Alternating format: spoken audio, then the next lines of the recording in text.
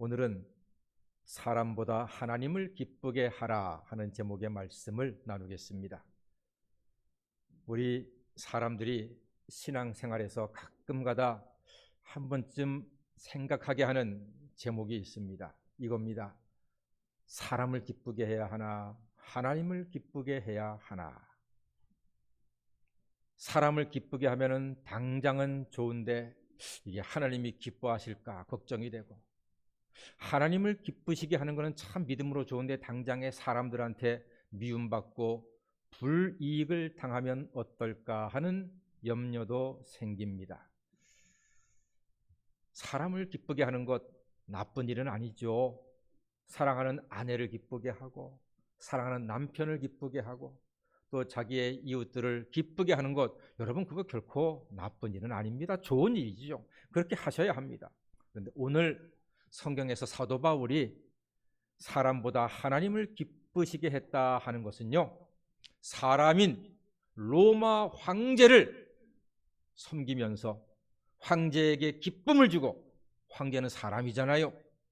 그 황제를 신처럼 섬기는 것, 이것을 하지 않고 하나님께 예배하고 하나님을 찬양하고 하나님께 기도하고 하나님을 기쁘시게 하겠다 하는 그러한 믿음의 결단을 여기에서 표현을 하고 있는 것입니다. 사도 바울은요, 언제 어디서나 첫 번째 조건이 이 일로 하나님이 기뻐하실 것인가, 이것이 늘 첫 번째 그의 사역의 조건이었습니다. 특히 사도 바울의 빌립보 사건이 하나님의 옳게 여기심을 받았다, 그렇게 말합니다. 왜냐하면 빌립보에서 하나님을 기쁘시게 했기 때문입니다. 늘 고민인, 아니 어쩌다 할 수 있는, 어쩌면 내일 우리가 고민할 수 있는, 사람을 기쁘게 하는 게 맞는가, 하나님을 기쁘게 하는 게 맞는가, 여기에 대한 답을 오늘 우리가 사도 바울을 통해서 받을 수가 있습니다. 여러분, 바울은요, 사람보다 하나님을 기쁘시게 해서 하나님의 옳다 인정함을 받았고, 사도 바울은 그의 아름다운 삶을 본받은 데살로니가 교회도 칭찬을 받게 되었다는 말입니다. 그러니까 이제 목사인 저는 여기서 이런 생각이 드는 거예요. 내가 목사로서 하나님을 기쁘게 하는 일에 늘 앞장서고 헌신함으로써 우리 성도님들이 나를 보고 그걸 본받아서 하나님께 칭찬받고 하나님께 사랑받는 사람이 되게 하여 주시옵소서 하는 게 저의 마음의 소원이고 기도의 제목이 된다는 말입니다. 자, 그러면은 바울이 어느 정도로 모범이 되었느냐? 여러분 아시는 것처럼 사도 바울은요, 유럽의 첫 번째 교회 빌립보 교회를 개척을 했습니다. 그런데 그 빌립보에는요, 이상한 여자가 하나가 있었어. 귀신 들린 여자가 있었어요. 이 귀신 들린 여자가 점을 봐. 점을 보면 사람들이 와서 뭘 냅니까? 복채를 내잖아요. 그래서 돈을 벌었어. 그런데 그 귀신 들린 여자 뒤에는요, 그 여자를 앵벌이 시켜서 돈을 버는 조폭들이 있었습니다. 그래가지고 늘 여자를 앞세워가지고 점을 보게 하고 돈은 자기들이 챙기고, 이런 못된 사람과 불쌍한 여자가 있었어요. 그런데 문제가 생겼네. 사도 바울을 보기만 하면 이 여자가 이렇게 소리치는 거예요. 이 사람들은 지극히 높은 하나님의 종으로서 구원의 길을 너희에게 전파한다, 이렇게 소리를 치는 거예요. 말은 맞는 말이에요. 그런데 맞는 말도 좋은 말도 한두 번이지 매일 그런 소리 들으면 기분이 좋을까요? 좋을 턱이 없죠. 이런 거예요. 제가 교회 오는데 밑에서 사람들이 이 사람은 성북교회 담임 목사입니다, 맨날 그렇게 소리치는 사람이 있다면은 나중에는 저 미친 사람 뭐 하는 거야? 제가 기분 좋겠습니까, 여러분? 그 사람 피해 다닐 거예요. 저만 보면 또 이 사람은 성북교회 담임 목사입니다, 이게 도대체 흉보는 거야, 칭찬하는 거야? 그런 소리 못 듣거든요. 사도 바울이 그런 일을 당했으니까 얼마나 황당하고 나중에는 듣고 자꾸 들으면 마음이 괴롭고 그 마음 충분히 저는 이해를 합니다. 그런데 그 여자 뒤에는 누가 있었다고요? 조폭들이 있었어요. 물론 성경에는 조폭이라고는 안 써 있어요. 제가 여러분들 이해하기 좋으라고 풀어서 조폭이라고 지금 말씀을 드리는 거예요. 사도 바울이 조폭들이 뒤에 있으니까 참을 때까지 참았습니다. 괜히 잘못 건드렸다가 조폭들한테 칼부림 당하면 큰일 나잖아요. 참을 만큼 참았다가 이게 사도 바울도 힘들고 하나님 영광도 가려지고 하니까 마지막에 결단을 하고 그 여인을 만났을 때 이렇게 선포합니다. 예수 그리스도의 이름으로 명하노니 귀신아 그에게서 나와라 선포했습니다. 그때 귀신이 떠나갔습니다. 그럼 여자가 점을 봐요 못 봐요? 점을 못 봐요. 그러면 누가 가장 열받을까요? 조폭들이 열받아요. 왜요? 돈을 못 버니까. 조폭들이 열받아가지고 관계 당국에다가 고소를 합니다. 고소하는 제목이 바울과 실라가 세상 풍속을 어지럽게 합니다라는 제목으로 고소해요. 로마 당국은요, 세상 풍속을 어지럽게 한다는 걸 제일 싫어했어요. 그러니까 로마 당국에서 잡아다가 바울과 실라의 옷을 벗기고 매질을 하고 아주 죽을 만큼 때렸습니다. 그리고 빌립보 감옥 지하에다가 탁 투옥을 시켜버렸습니다. 그리고 그 다음날 사형 집행을 당할 수도 있는 큰 위기의 순간이었습니다. 그날 밤에 성경에 이르기를 바울과 실라가 기도하고 찬송했다 그랬습니다. 그럼 여러분 생각해 보세요.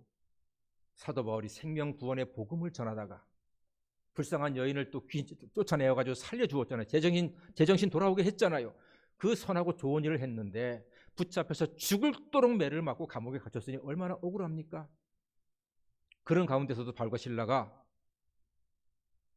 하나님을 기쁘시게 하는 일을 선택을 했습니다. 기도와 찬송을 했는데 그 장면을 복음성가로 만든 찬양이 있어요. 제가 1절만 한번 불러보겠습니다. 이런 찬양이 있습니다. 울고 있는 형제여 왜 찬송을 잃었는가? 어둠 속의 찬송은 기적을 부른다오. 바울과 실라가 빌립보 감옥의 문을 찬송으로 열었다오. 고통의 문을 찬송으로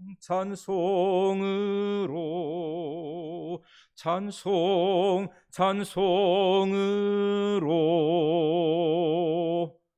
아멘. 생각보다 아멘 소리가 작습니다. 그러나 실망하지 않고 이렇게 찬양을 하지는 않았지만, 똑같은 찬양은 아니지만 바울과 실라가 기도하며 찬양했습니다. 근데 여러분, 기적이 일어났습니다. 옥토가 지진이라는 것처럼 흔들렸다고 성경에. 그리고 옥토가 흔들리니까 옥문이 당연히 벗겨지겠죠. 근데 발에 메었던 차고까지도 다 풀렸어요. 간수가 놀래가지고 죄수가 다 도망간 줄 알고, 죄수가 도망가면 간수가 대신 고문받고 사형당하는 것이 로마의 법입니다. 내가 로마 당국에 붙잡혀서 고문받다 죽느니 스스로 죽는 게 낫겠다 하면서 칼로 자결하려는 순간 사도 바울이 노! 죽지 마시오. 우리가 여기 있습니다. 안 도망갔습니다. 짠! 하고 나타났습니다. 간수가 얼마나 가슴을 쓸어내렸겠습니까? 그때 간수가 이렇게 말하죠. 떨면서 내가 어떻게 하여야 구원을 얻겠습니까? 그때 사도 바울이 그 유명한 말씀 이렇게 말합니다. 주 예수를 믿으라. 그리하면 너와 내 집이 구원을 얻으리라 선포합니다. 그리고 그 밤에 간수의 온 가족이 예수를 믿고 세례받고 다 구원받는 역사가 나타났습니다. 이 사도 바울의 빌립보 감옥의 이야기를 들은 데살로니가 교인들이 우리도 하나님을 기쁘게 하면 하나님이 지켜주시겠구나. 우리가 하나님을 우선 믿고 하나님을 먼저 의지할 때 하나님께서 사도 바울처럼 우리를 고난과 환난에서 지켜주시겠구나 하는 믿음을 본받아 가지고 믿음 생활을 잘했더니 성경에 데살로니가 교회가 칭찬받는 교회로 인정을 받았다 하는 것입니다. 사랑하는 여러분, 매 순간 하나님을 기쁘시게 하는 쪽을 선택할 때 하나님께서 놀라운 일들을 우리에게 나타내 주실 줄 믿습니다. 여기서 제 간증을 하나 하겠습니다. 아마 2, 3년마다 한 번씩 하는 간증이니까 한 10번쯤은 제가 우리 교회에서 했을 겁니다. 할 때마다 이 간증이 저는 새로워요. 20살 때 방위병으로 군복무를 시작합니다. 3주 훈련을 받은 다음에 자대 배치받는데요. 제가 방에 들어갈 때 하나님께 기도 제목이 있었습니다. 하나님, 제가 들어가서 어떠한 일이 있어도 아무리 힘들어도 하나님께 수요일날 주일날 예배는 빠지지 않겠습니다. 그러니 저를 나중에 제대 배치받을 때 주일날을 꼭 지킬 수 있는 곳으로 보내주십시오 라고 기도했습니다. 그리고 저는 믿었습니다. 하나님께서 저를 인도해 주실 것을 의심하지 않고 믿었습니다. 훈련소 들어갔습니다. 첫날 저희 내무반에 40명이 동기생이 있었습니다. 내무반장이 자기를 소개하는데 자기 별명을 얘기하더라고요. 너무나 은혜로운 별명이었습니다. 그 별명은 불암산 미친개. 얼마나 은혜롭습니까? 불암산 미친개. 예수 믿는 사람 손들어 하니까 26명이 손들었습니다. 40명 중에 26명, 65%입니다. 지금 우리나라 기독교인이 10% 얘기하는데 그 40명 중에 65%, 26명이니까 엄청나게 많은 숫자입니다. 그러니까 내무반장이 꼭지가 완전 돌아버렸습니다. 너무 많다는 거예요. 예수쟁이가. 너희들 한번 죽어봐라 그러더라고요. 그리고 정말로 미친 짓을 하는데 제가 몇 가지만 말씀드릴게요. 그때가 8월 말이었어요. 얼마나 덥습니까? 밤 12시에 자는 우리를 깨워요. 그리고 단독군장을 시킵니다. 단독군장은 철 못 쓰고 있고 워카까지 다 찬 게 단독군장입니다. 그리고 내무반 문을 다 닫아요. 얼마나 덥겠어. 거기서 1시간 동안 온갖 기합을 다 줍니다. 원산 폭격에다가 막 땀이 완전히 비 오듯 옷까지 다 젖어버립니다. 1시간 딱 되면은 취침 그럽니다. 그러면 철 못 쓰고 군화 신고 그대로 이불을 덮어 쓰는 거예요. 그리고 잠을 자는 거예요. 미친 짓이죠. 왜 그랬을까요? 예수 믿는 사람이 많기 때문에. 또 이 사람이 술을 먹고 우리가 자고 있잖아요. 그러면은 양쪽에 20명씩 자고 있는데 그냥 워카씩 그냥 뛰어다녀요. 우리 위를. 자고 있는 우리 위를. 그 때문에 많이 다쳤습니다. 완전히 미친 개처럼. 그리고 밥을 먹는데 우리끼리 얘기하잖아요. 그러면은 식탁 위에 올라와 가지고 그냥 걷어찹니다. 식판을 걷어찹니다. 완전히 미쳐도 보통 미친 개가 아니죠. 그러면서 너희 교회 가면 나한테 죽는다. 저는 거기서 이제 갈등을 합니다. 사람을 기쁘게 하랴, 하나님을 기쁘게 하랴. 저는 기도했잖아요. 하나님, 예배 반드시 드리겠습니다. 저에게 합당한 자리 주실 줄 믿습니다. 첫날 수요일날 교회 갈 사람 손들어 방송에 나오더라고요. 아무도 손을 안 들죠. 저는 기도했잖아요.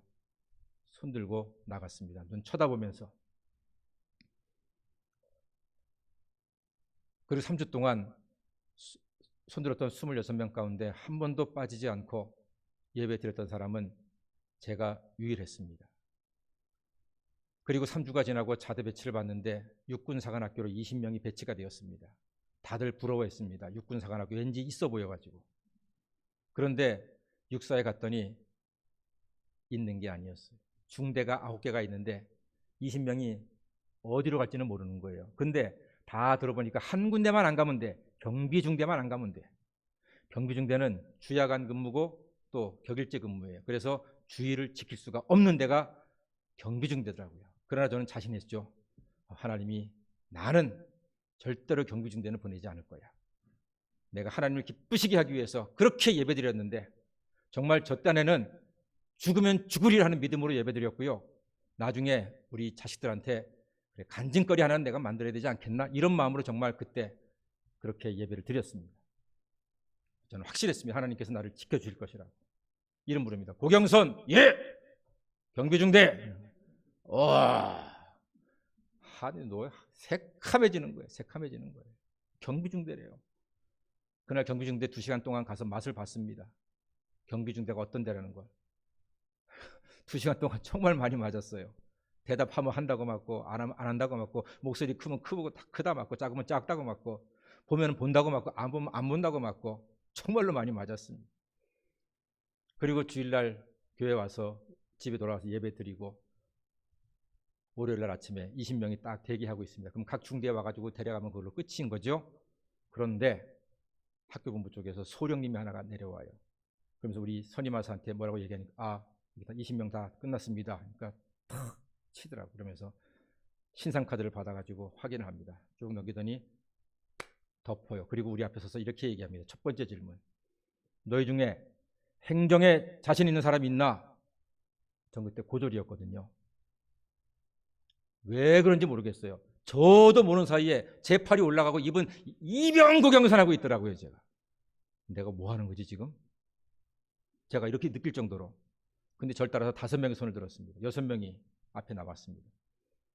카드 한개였는데 고졸은 저 하나였고 전부 다 대학생들 혹은 졸업생들이었습니다. 그래서 학벌에서 밀린다 싶었죠. 근데 소령님이 2번째 질문합니다. 하나님 믿는 사람 3명이 손을 들었습니다. 3명은 들어갔습니다. 3번째 질문을 각자 한 사람에게 합니다. 손가락으로 명치를 콕 찔러요. 너 진짜 하나님 믿냐? 첫 번째 동기가 아니요. 2번째 동기는 저하고 같은 내부 안에 제가 억지로 교회 끌고 다녔던 동기였습니다. 너 진짜로 하나님 믿냐? 그러니까 제 동기는 교회는 같이 갔지만 제가 어떻게 믿는지를 봤거든요. 그러니까 아니요 그러더라고요. 저한테 너 진짜 하나님 믿냐? 제가 뭐라고 했을까요? 예, 믿습니다. 따라와. 해서 따라간 것이 육군사관학교 연구발전실 평가분석과 40년 전인데도 여름에는 에어컨 빵빵하게 나오고 겨울은 스팀이 빵빵하게 나오고, 장교 출퇴근 버스로 같이 출퇴근을 하고, 모든 것에 열애가 되고, 제가 손으로 쓴 보고서가 참모총장한테 직접 보고가 되고, 그런 어마어마한 권세 있는 자리에 가서 하나님의 은혜 가운데 군복무를 하게 되었습니다. 그날 집에 돌아오는데 버스에서 눈물이 나더라고요. 하나님께서 이렇게 나를 인도하시는구나. 사랑하는 여러분, 사람을 기쁘게 하지 않고 하나님을 기쁘게 할 때 하나님께서 우리의 발걸음을 온전하게 인도해 주실 줄 믿습니다. 하나님은 우리의 산성이십니다. 우리의 요새이십니다. 우리의 반석이십니다. 하나님을 기쁘시게 하겠다고 이 시간 결심하는 저와 여러분이 되기를 간절히 소망합니다. 그럴 때 우리를 온전하게, 복되게, 아름답게, 형통하게 인도해 주실 줄로 믿습니다. 기도하겠습니다.